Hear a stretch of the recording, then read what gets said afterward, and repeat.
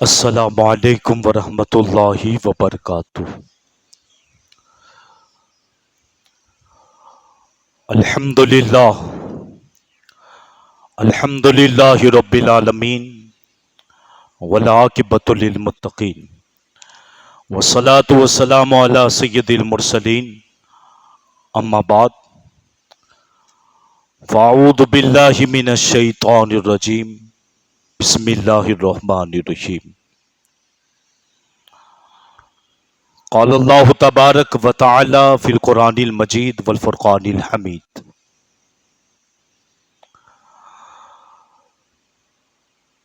مرج البحرین یلتقیان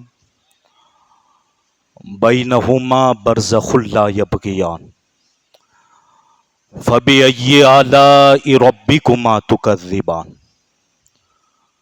یخرج منہما اللؤلؤ والمرجان۔ صدق اللہ المولانا العظیم وصدق رسولہ النبی الامین المتین الکریم، ونحن علی ذلک لمن الشاہدین والشاکرین والحمد للہ رب العالمین۔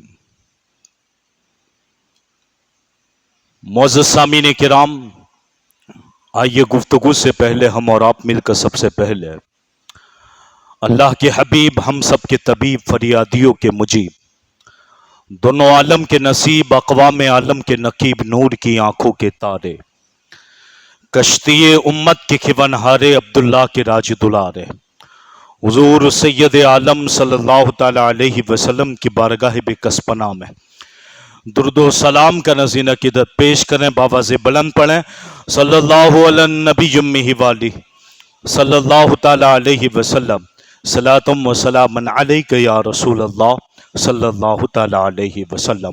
ایک مرتبہ اور درود پاک پڑھ لیں، صلی اللہ علی النبی امیہ والی صلی اللہ تعالی علیہ وسلم، صلاۃ و سلام علیک یا رسول اللہ صلی اللہ تعالی علیہ وسلم۔ ایک مرتبہ نبی اور آل نبی پر بلند آواز سے درود پاک، صلی اللہ علی النبی امیہ والی صلی اللہ تعالی علیہ وسلم، صلاۃ و سلام علیک یا رسول اللہ صلی اللہ تعالی علیہ وسلم۔ پیر و مرشد، رئیس المحققین، بقیت السلف، حجت الخلف،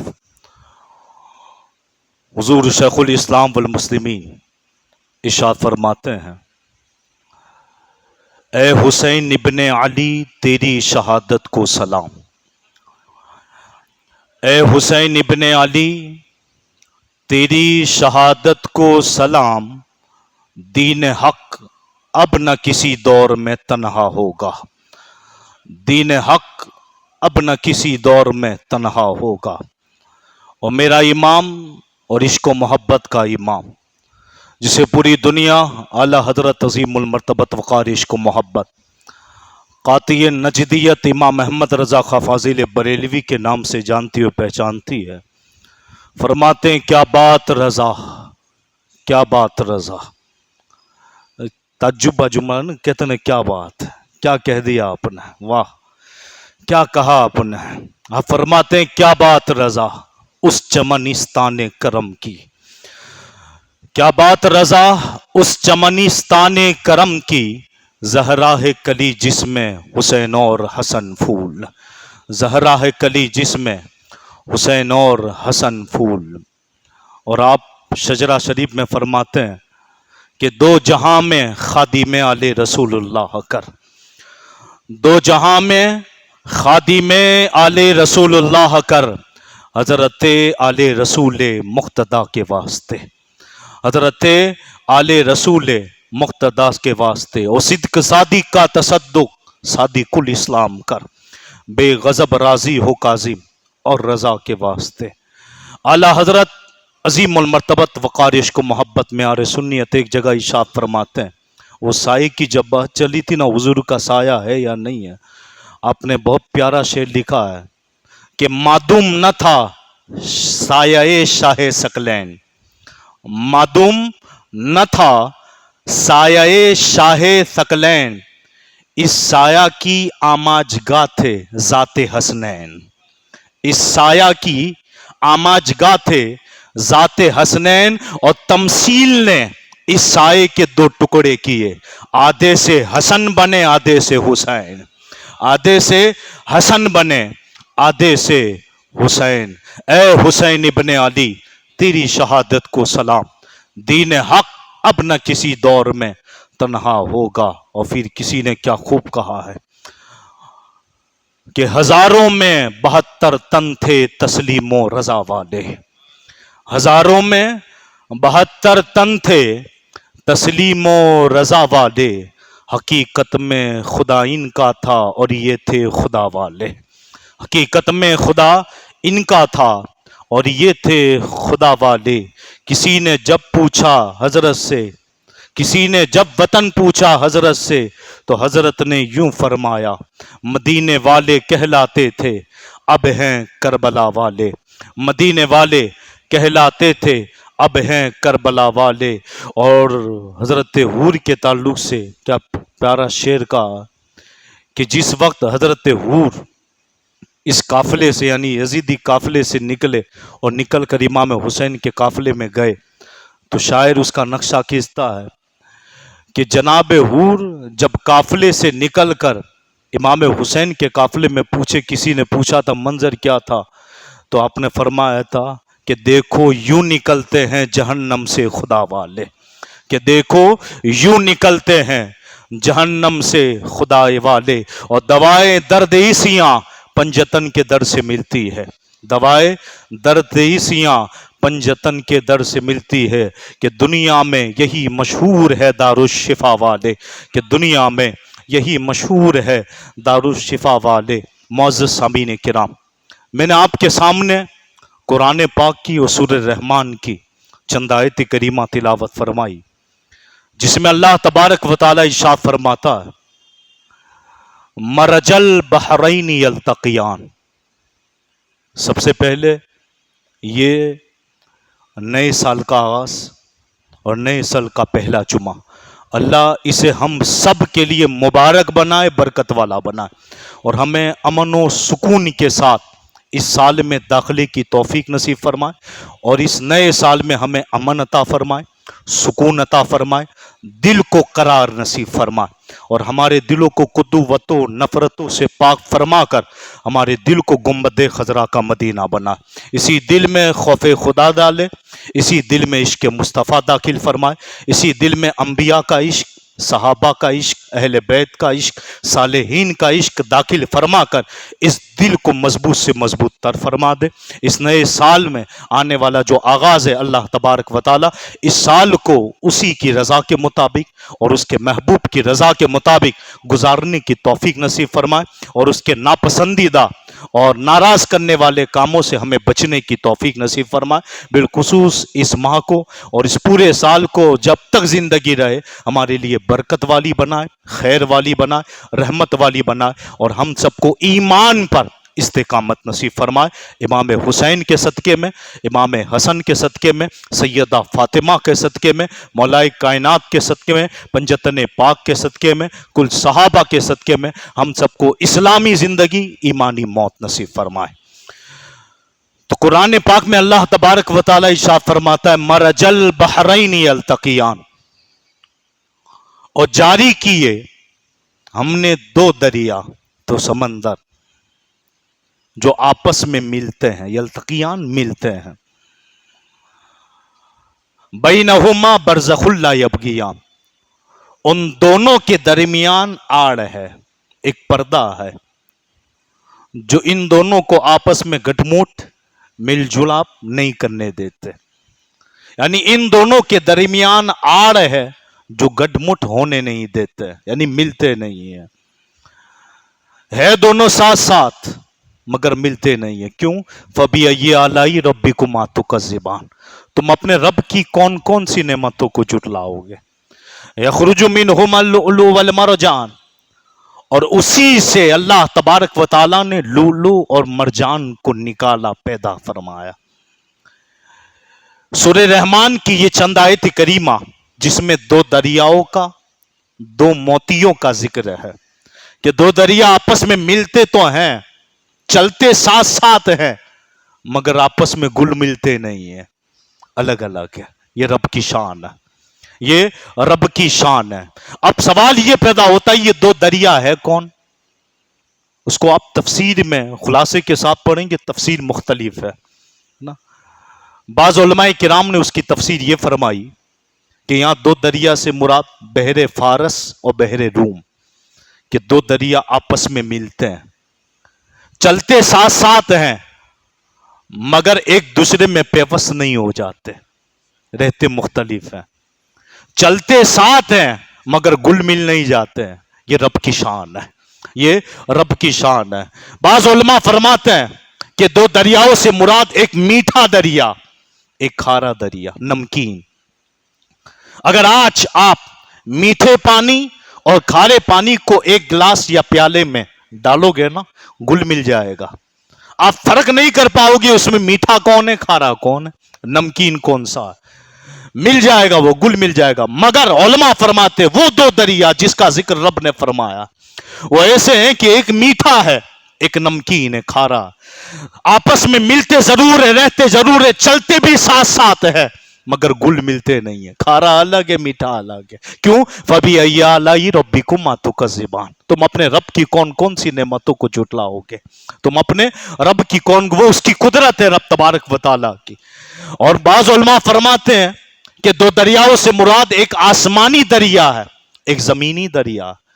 ایک آسمانی دریا, ایک زمینی دریا, سال میں ایک بار ملتے ہیں, اور جب ملتے اور ٹکراتے ہیں تو اس سے لؤلؤ و مرجان پیدا ہوتا ہے. جب کھارا پانی میٹھے پانی سے ٹکراتا ہے, یخرج منہما اللؤلؤ والمرجان, تو ان دونوں کے میلاد سے لؤلؤ و مرجان پیدا ہوتا ہے. لؤلؤ سفید موتی جو چھوٹا ہوتا, مرجان سرخ موتی جو بڑا ہوتا ہے, لال سرخ موتی, بڑا موتی. لؤلؤ مرجان دو موتی ہے. یہ علماء کرام نے اس کی تفسیر فرمائی, مگر عشاق عاشق لوگ اس کی تفسیر میں فرماتے ہیں, سنو جو آج میرا موضوع ہے, جو آپ کو سمجھانا میں چاہتا ہوں. فرماتے ہیں مرج البحرین یلتقیان, اور جاری کیے دو سمندر جو آپس میں ملتے ہیں. حضرت انس بن مالک رضی اللہ تعالیٰ عنہ اور حضرت عبداللہ ابن عباس رضی اللہ تعالیٰ عنہ اس کی تفسیر میں فرماتے ہیں کہ مرج البحرین, بحرین یعنی دو دریاؤں سے مراد. یہاں فرمایا دونوں مفسروں نے, حضرت انس بن مالک, حضرت عبداللہ ابن عباس فرماتے کہ بعض نے اسی تفسیر تو یہ فرمائی ایک آسمانی دریا, ایک زمینی دریا. کسی نے کہا ایک کھارا پانی, ایک میٹھا پانی. کسی نے کہا ایک بحر روم اور بحر فارس مراد ہے. مگر عشاق فرماتے ہیں یہاں سمندر سے مراد بحر ولایت یعنی ولایت ہے, اور یہاں بحرین سے مراد یعنی دو دریاؤں سے مراد حضرت مولا کائنات اور سیدہ فاطمہ الزہرا مراد ہے. دو دریاؤں سے مراد حضرت مولا کائنات علی المرتضی کرم اللہ تعالی وجہ الکریم اور سیدہ فاطمہ مراد ہے. پھر فرمایا بینہما برزخ لا یبغیان, ان دونوں کے درمیان ایک پردہ ہے جو ان دونوں کو آپس میں ملنے نہیں دیتا, مل جوڑ نہیں ہونے دیتا. برزخان, پردے سے مراد, آڑ سے مراد. حضرت عبداللہ ابن عباس فرماتے ہیں نبی پاک سید عالم صلی اللہ تعالیٰ علیہ وسلم کی ذات والا ہے. اور پھر فرمایا جب یہ دونوں آپس میں ملتے ہیں, بحرین یعنی مولا کائنات تو سیدہ فاطمہ جب ملتے ہیں تو پھر کیا پیدا ہوتا, یخرج منہما اللؤلؤ والمرجان, تو پھر ان سے نکلتے لؤلؤ و مرجان. یہاں لؤلؤ و مرجان دو موتیوں سے مراد امام حسن اور امام حسین رضی اللہ تعالیٰ عنہما کی ذات ہے. امام حسن اور امام حسین رضی اللہ تعالیٰ عنہما کی ذات ہے. پیارے اسلامی بھائیوں, کل صحابہ کرام تارے ہیں, صحابہ کشتی نوح کی طرح اور اہل بیت کشتی نوح کی طرح ہے. الحمدللہ اہل سنت و جماعت یہ عشق میں, ادب میں تمام صحابہ, تمام اہل بیت کی ہم تعظیم کرتے ہیں. مگر حضور صلی اللہ تعالیٰ علیہ وسلم نے امام حسن اور امام حسین سے بڑا پیار کیا, اور یہ مہینہ امام حسین کی یاد کا مہینہ ہے.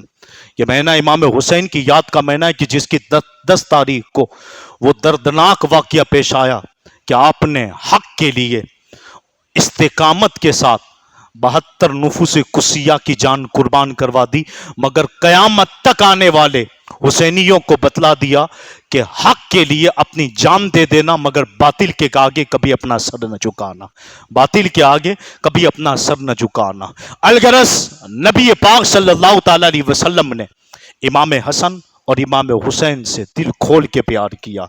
कभी पेशानी चूमी, कभी आपके गुल अक़दस को चूमा, कभी आपको कंधों पर बिठाया, कभी आपको सीनों पर लिया, कभी चिमटाया, और जब रोते तो आप सल्लल्लाहु ताला अलैहि वसल्लम का दिल बेकरार हो जाता, आप उसे अपने पास बुला लेते और अपने सीने से चिमटा लेते थे।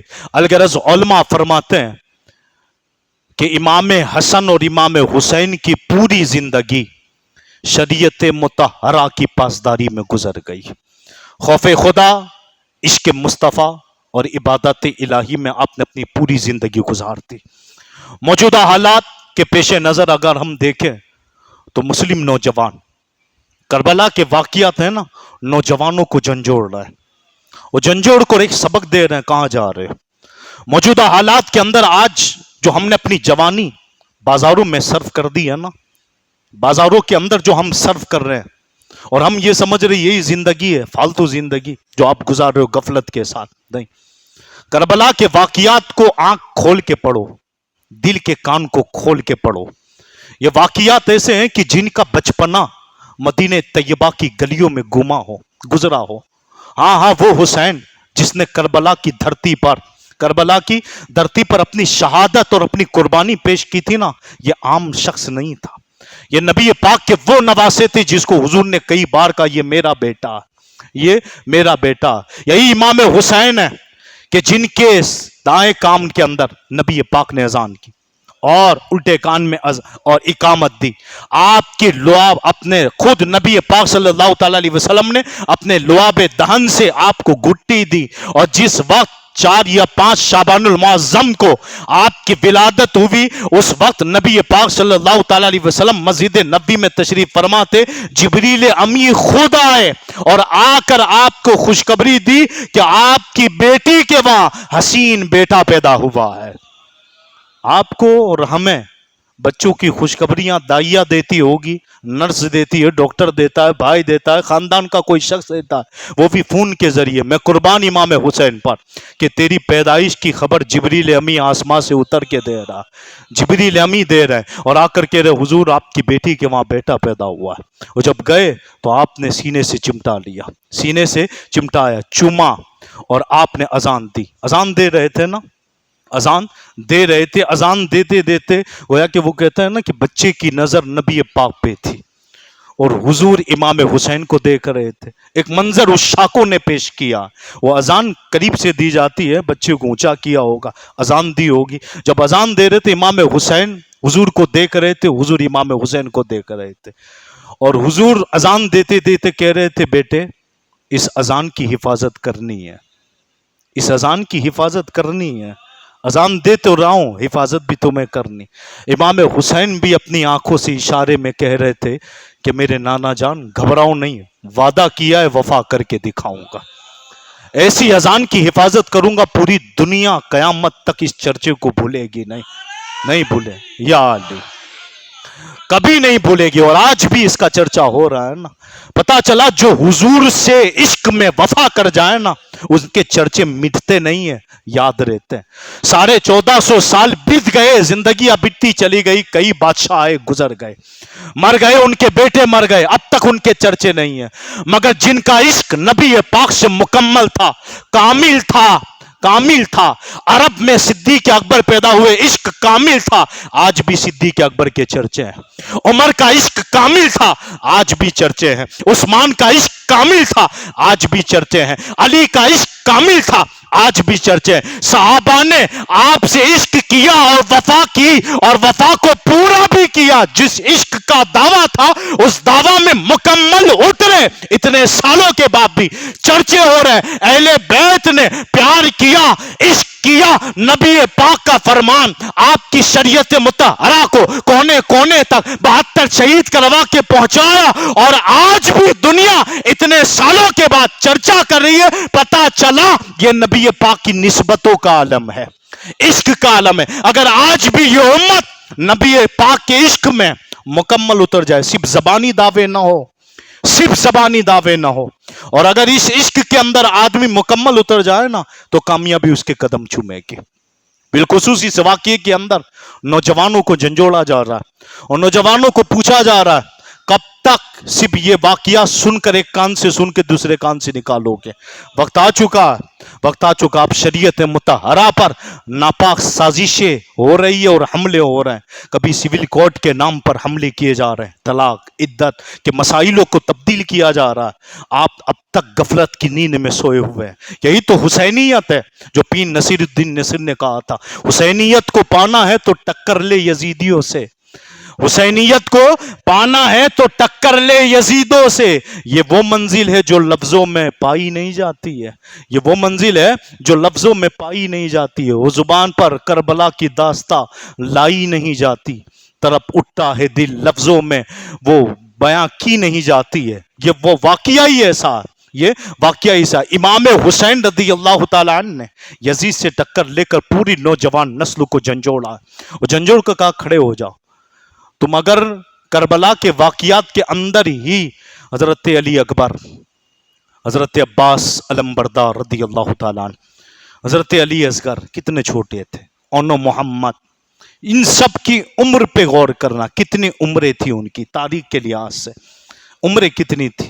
آپ کے شہزادے امام حسین کے شہزادے عمریں کتنی تھی، آپ کے بھانجے عمر کتنی تھی. یعنی یہ وہ جوانی تھی کہ جو تو ہم اس جوانی میں تو قرآن سے ہی دیکھ کر پڑھنا بھی نہیں جانتے، اور انہوں نے قربانی پیش کر دی دین کے نام پر، قربانی دے دی دین کے نام پر. اور آج اسی دین کو مذاق بنایا جا رہا ہے. داڑھی کو مذاق بنایا گیا، ٹوپی کو مذاق بنایا گیا، سنتوں کو مذاق بنایا گیا. آج اسلامی روش اور اسلامی اخلاق و آداب کو مذاق بنایا جا رہا ہے. کبھی سوشل میڈیا کے نام پر ان کو مذاق بنایا گیا. اور جن صحابہ کرام نے اہل بیت اطہار کی محبت ہم تک پہنچائی ہے، یہ جو واقعات ہم تک صحابہ کرام نے پہنچا ہے، آج انہی صحابہ کرام کو بھی لعن و طعن کیا جا رہا ہے. یاد رکھنا ہم اہل سنت و جماعت ہیں. میرے امام نے ایک لکیر ہمارے ہاتھ میں دے دی ہے کہ اہل سنت کا ہے بیڑا پار اصحاب حضور. اہل سنت کا ہے بیڑا پار اصحاب حضور. نجم ہے اور ناو ہے اطرت رسول اللہ کی. صحابہ کرام بھی عظمت والے ہیں، اہل بیت اطہار بھی شانوں اور عظمت والے ہیں.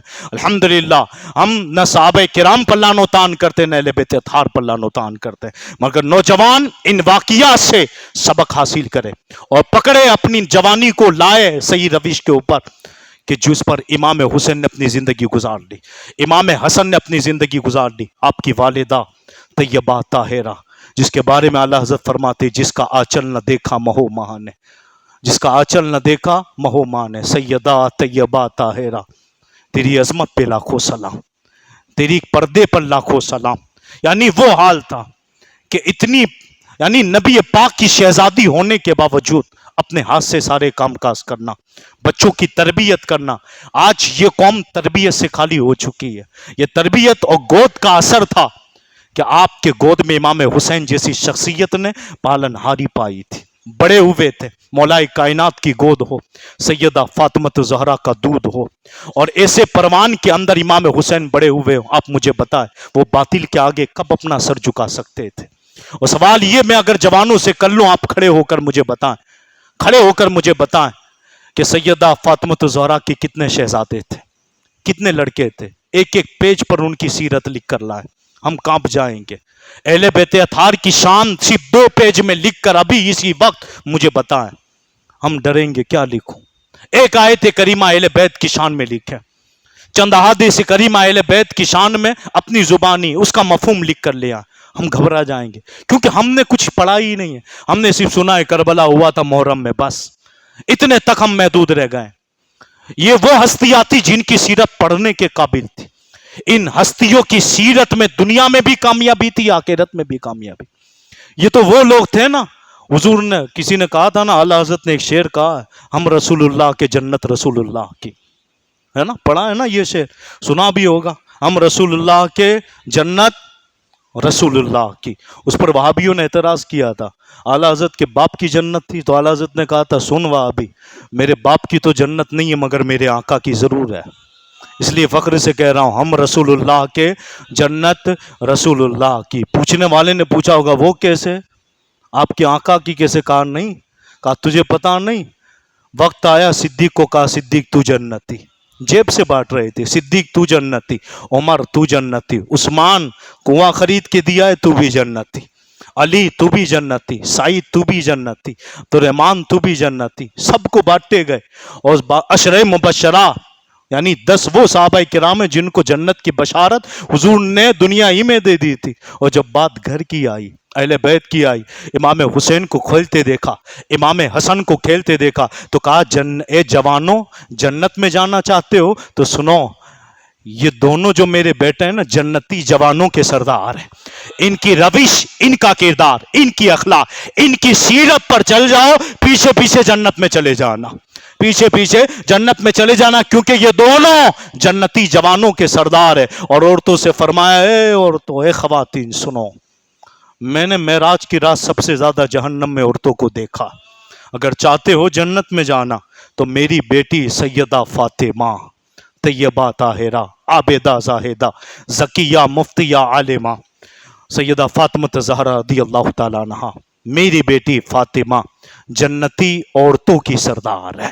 جنتی عورتوں کی سردار ہے، یعنی ان کے پیچھے پیچھے ان کی روش پر آج موجودہ وقت میں سیریل اور ناٹک اور فلم اور ڈراموں کے نام پر عورتیں جو ننگی ہو رہی ہے، ان کا جسم جو ننگا کیا جا رہا ہے، آج جو فکر متغیر اور بدلی جا رہی ہے، کیا وجہ تھی؟ کربلا میں امام حسین کیوں گئے تھے؟ کیونکہ یزید چاہتا تھا تغیر، یزید چاہتا تھا تبدیلی، اور امام حسین جیسی شخصیت جنہوں نے صدیق اکبر کی خلافت کا عدل و انصاف دیکھا تھا، جنہوں نے عمر ابن خطاب کی حکومت کا عدل و انصاف دیکھا تھا، جنہوں نے عثمان ابن عفان کی حکومت کا عدل و انصاف دیکھا تھا، جنہوں نے آپ کے والد بزرگوار حضرت مولا کائنات شیر خدا کرم اللہ تعالی وجہ الکریم کے دور خلافت کا عدل و انصاف دیکھا تھا، آپ نے دیکھا تھا کہ صدیق اکبر نبی پاک کی روش پر خلافت کرتے چلے گئے، عمر ابن خطاب نبی پاک کی روش اور آپ کے ہی طریقے پر خلافت کرتے چلے گئے، عثمان ابن عفان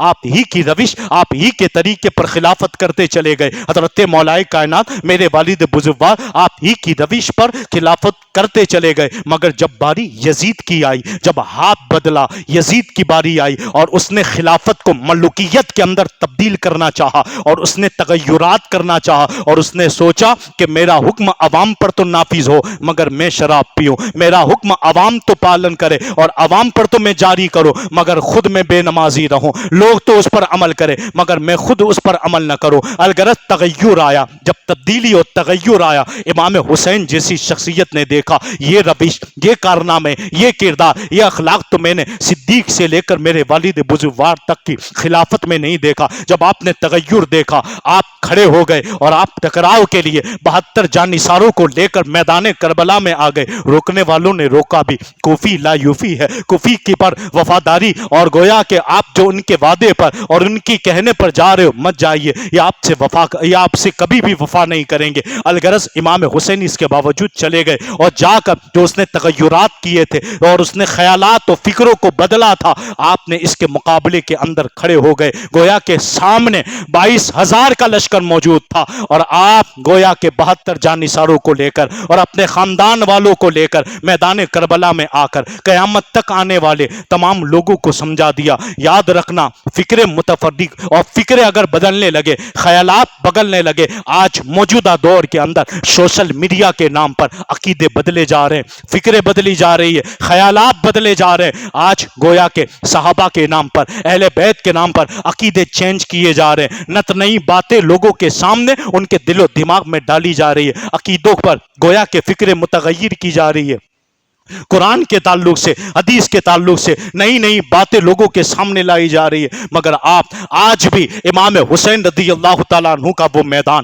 یعنی میدان کربلا تمہیں درس دے رہا ہے، عبرت دے رہا ہے اور ایک پیغام دے رہا ہے، اے لوگوں سنو، آج بھی کربلا کا میدان تمہیں یہ تنبیہ کر رہا ہے کہ کبھی بھی گنہگار ہوں ضرور رہو، مگر یاد رکھنا یہ گناہ، یہ ساری چیزیں، یہ معصیت اللہ تبارک و تعالیٰ اپنے فضل و کرم سے معاف فرما دے گا، مگر عقیدے میں ذرہ برابر بھی خرابی ہوگی، یہ نمازیں، یہ روزے، یہ ساری چیزیں تمہارے منہ پہ مار دی جائے گی۔ کربلا کا میدان آج بھی تمہیں پیغام دے رہا ہے، عقیدے کے معاملے میں مضبوطی کے ساتھ کھڑے ہو جاؤ، استقامت کے ساتھ کھڑے ہو جاؤ، اور اپنی جوانی کو برباد نہ کرو، اپنی جوانی کو غفلت میں نہ گزارو، بلکہ آؤ اس روش پر جس پر امام حسین نے کربلا میں اپنی جان پیش کر دی تھی، حضرت علی اکبر نے اپنی جان پیش کر دی تھی، حضرت علی اصغر نے اپنی جان پیش کر دی تھی، حضرت اون محمد نے اپنی جان پیش کر دی تھی، حضرت عباس علمبردار نے اپنی جان پیش کر دی تھی۔ یہ جوان اور یہ جوانی اللہ تبارک و تعالیٰ نے اس لیے نہیں دی ہے کہ اس جوانی کو تم گناہوں میں گزارو، اس جوانی کو تم رب تبارک و تعالیٰ کی نافرمانی میں گزارو، بلکہ امام حسین کربلا سے پیغام دے رہے ہیں یہ جوانی اس لیے ہے کہ اس کی پیشانی میں گویا کہ صدوں کی تڑپ موجود ہو، اس کی آنکھوں میں حیا موجود ہو، اور زبان میں قرآن پاک کی تلاوت موجود ہو، کیونکہ یہی وہ کربلا کا میدان تھا جب سر کٹ گیا، اور کٹ کر جب آپ کو نیزوں پر لٹکا کر سر مبارک کو لے جایا جا رہا تھا، تب بھی قرآن پاک کی تلاوت ان سروں سے جاری تھی، یعنی پوری امت کو پیغام دے رہی تھی۔ یہ قرآن صرف میت کے لیے نہیں ہے، یہ قرآن صرف شادی میں تحفے دینے کے لیے نہیں ہے، بلکہ یہ قرآن اس لیے ہے تاکہ اسے کھولا جائے، اسے پڑھا جائے۔ آج اکثریت نوجوانوں کی ایسی ہے جن کو دیکھ کر قرآن پڑھنا نہیں آتا۔ آج فرنگی حملے کر رہے ہیں، انگریز ہم پہ حملے کر رہے ہیں، اور فکری طور پر ہمارے ذہنوں کو بگاڑ رہے ہیں۔ اسی لیے ڈاکٹر اقبال نے کہا تھا کہ موجودہ دور کا نوجوان جس کا دماغ بھی انگریزی ہے، بال بھی انگریزی ہے،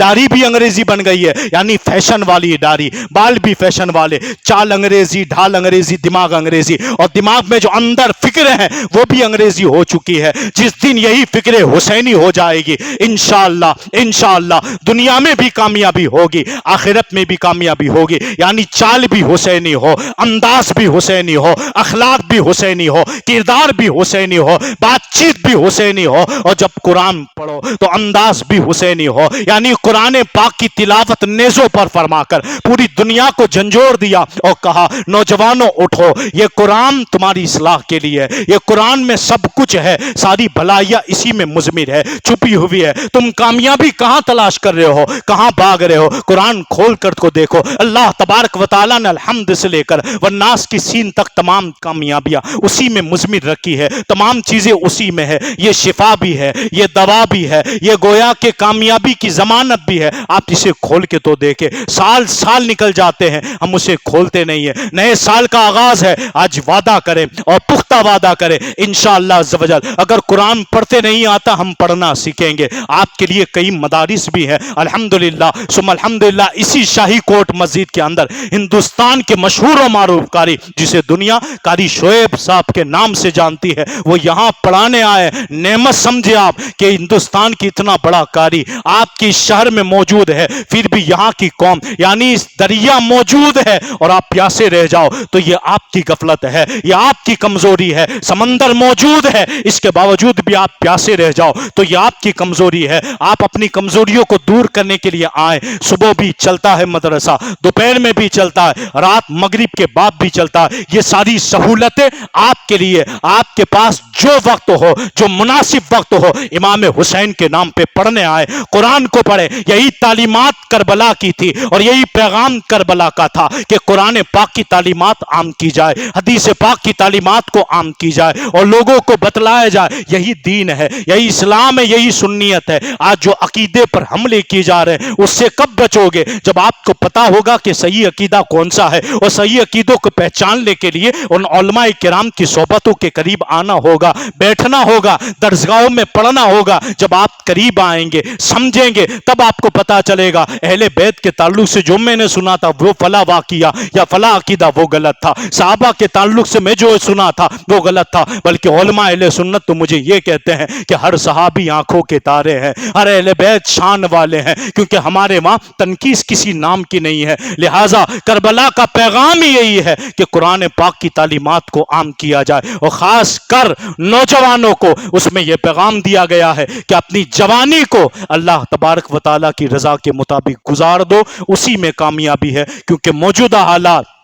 جس روش سے ہم گزر رہے ہیں، چاروں طرف سے اسلام پر حملے ہیں۔ اللہ تبارک و تعالی ہم سب کو امام حسین رضی اللہ تعالیٰ عنہ کے جو مقاصد تھے، جس مقصد کے خاطر کربلا گئے تھے، اس مقصد میں پورے اترنے کی توفیق رفیع نصیب فرمائے، اور امام حسین رضی اللہ تعالیٰ عنہ کی تعلیمات جو تھی، آپ کے فرمودات جو تھے، اس پر عمل کی توفیق نصیب فرمائے، بالخصوص قرآن پڑھنے پڑھانے کی، قرآن سننے سنانے کی توفیق نصیب فرمائے۔ امام حسین رضی اللہ تعالیٰ عنہ جس مقصد کے خاطر کربلا میں گئے، اس مقصد میں ہمیں بھی اس مقصد کو پانے اور پا کر اس مقصد کو آگے پھیلانے کی توفیق رفیق نصیب فرمائے۔ السلام علیکم ورحمۃ اللہ وبرکاتہ۔